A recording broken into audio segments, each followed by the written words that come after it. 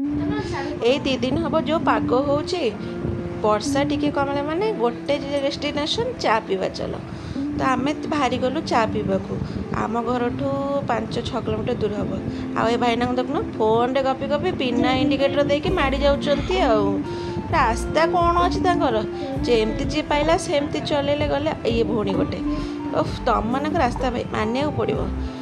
एमती 5 kilometre 6 kilometre distance आम घर चा पीवा भाई जो मानकर इच्छा से 5 किलोमीटर 50 किलोमीटर भी दौड़ पड़े